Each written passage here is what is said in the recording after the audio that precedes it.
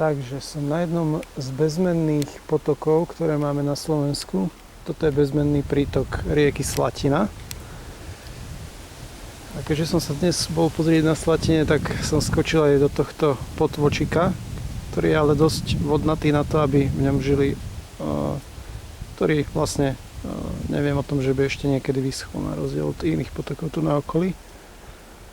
A vzhľadom na to, že viem už niekoľko rokov, možno 6-7 rokov, že tu žije alebo žila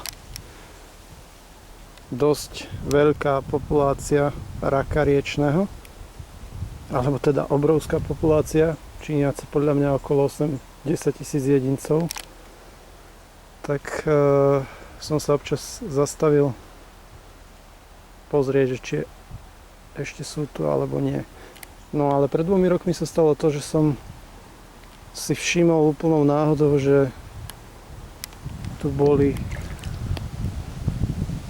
boli uhynuté raky, ale neboli ich tu desiatky, ale boli ich tu tisíce. Samozrejme, toto som aj dal vedieť inšpekcii životného prostredia v Bystrici. Avšak zarazila ma reakcia páni, teda žien, ktoré tam robia, ktoré mi dali vedieť, že sa síce prídu pozrieť sem, ale až po dovolenke. A bohužiaľ tá dovolenka trvá už 2 roky, pretože odvtedy sa mi neozvali. A keďže ja som si to vtedy celkom dobre zapamätal, tak som to samozrejme musel spomenúť.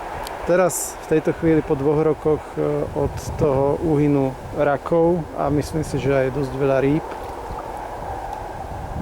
som sa teda prišiel pozrieť na to, že či tento potok je ešte vôbec živý. No, vyzerá katastrofálne. Žiadnu rybu som tu nevidel, ale práve som chytil jedného raka. Riečného, myslím. Ktorý bol v starom bubne z práčky.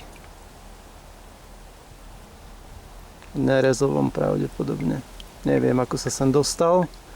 Bolo by zaujímavé vyskúmať to. Avšak toto je zaujímavejšie.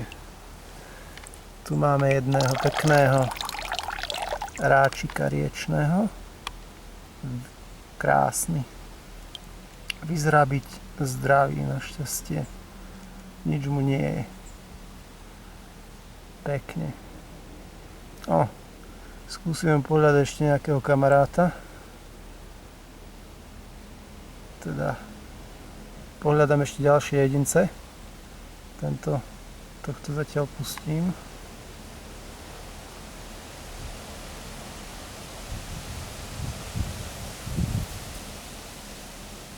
Vyzerá byť v poriadku. Som asi 100 metrov od sútoku tohto potoka s riekou Slatina. A tá bola momentálne pred týždňom otrávená. A po asi prejdení 200 metrového úseka Slatiny som nevidel ani jednu živú rybu, ani nič proste. Ešte aj bezstavovce.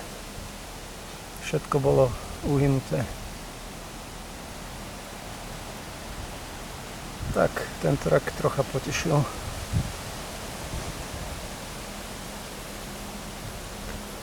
No.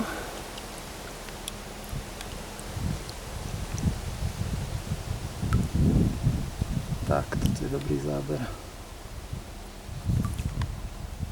Som veľmi nechce byť v tom.